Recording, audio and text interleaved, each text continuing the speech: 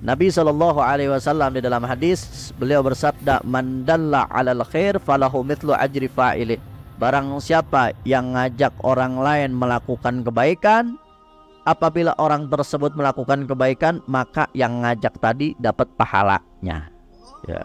Makanya jangan pelit-pelit ngajak orang melakukan kebaikan. Ya. Minimal status dah, itu berat banget status ya. Timbang nulis status di status WA di media sosial kita. Malam Senin ada pengajian rutin ya. Mau hadir atau kagak hadir juga pajang. Kenapa? Karena bisa jadi orang yang ngelihat akhirnya ngaji gara-gara ente.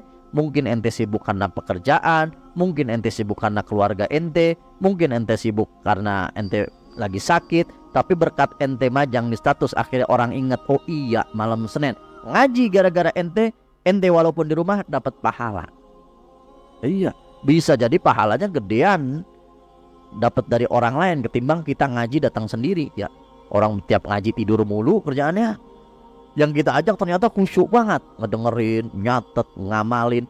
Setiap dia nyatet, setiap dia ngamalin di rumahnya, gara-gara dia ngedenger apa-apa yang dia dapetin di majlis taklim, di majlis ilmu, sebanyak dia ibadah, sebanyak itu juga pahala yang kita dapatkan. Alhamdulillah. Makanya jangan pelit-pelit ngajak orang ya, ngejemput, ajakin orang-orang, apalagi keluarga kita sendiri ya. Keluarga kita sendiri nih, keluarga kita sendiri harus kita prioritasin. Seenggaknya kalau nggak bisa diajak, kita sampein ilmu yang kita tahu ya.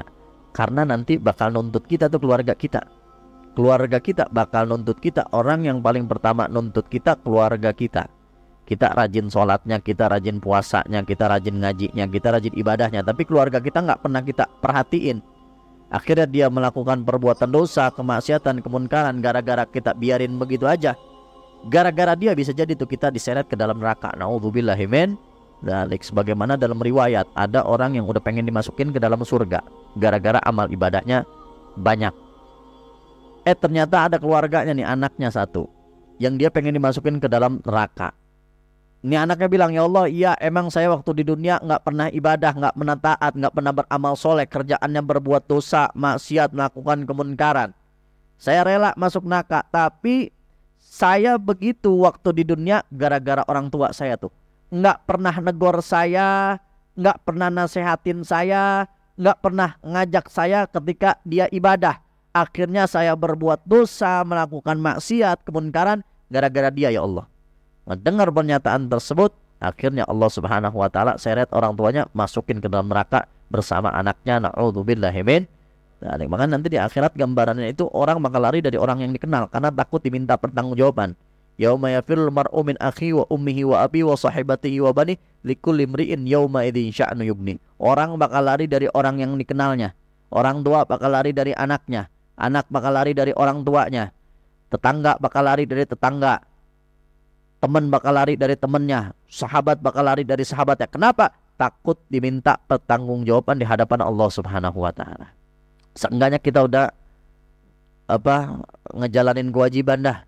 Kita udah ngajak, kita udah nasehatin, kita udah negor. Dia mau ngikut, mau kagak, mau ngejalanin atau kagak, itu urusan dia sama Allah Subhanahu wa taala. Yang penting kita udah lepas kewajiban kita.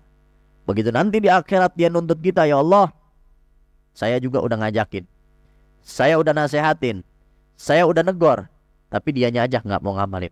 Selesai kewajiban kita. Engkau ini nggak bisa ngasih hidayah kepada yang engkau inginkan. Kewajiban kita cuma nyampein doang. Hidayat urusan Allah Subhanahu wa taala. Ya. Jadi jangan pelit-pelit sama ilmu, jangan pelit-pelit sama ilmu. Ajakin tetangganya, ajakin sahabatnya, ajakin keluarganya buat sama-sama nuntut ilmu, insya Allah.